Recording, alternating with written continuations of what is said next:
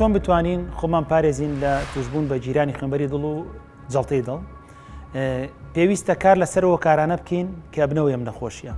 ئەوانیش خۆی لە چەند خاڵێکا بینێتەوە. خاڵی یەکەم دوورکەوتنەوەی لە کێشانی جگەرە و نێرگەلە و ڤەیپ و چوونە ئەو شوێنانەیە کە جگەرە و نێرگەلە و ڤەیپی تیا کێشرێت.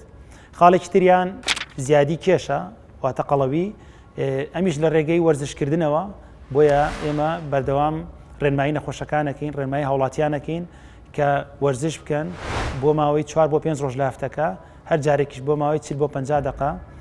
و خاڵێکی تر کە زۆر گرنگە خواردنی تەندروستە، پێویستە دوورکەوینەوە لە خواردنی چەور، لە خواردنی چەوری ئاژەڵی و زیاتر خواردنی سەوزە و میوە لە ناو خواردنەکانمانە زیاد بکەین.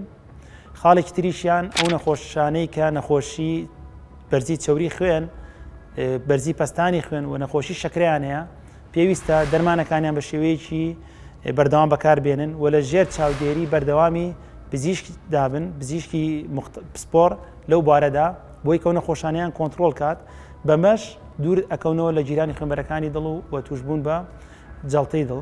لە کۆتاییدا هیوای تەندروستێکی باش بۆ مولایەکتان ئەخوازم. سمارت وەرچەرخانە.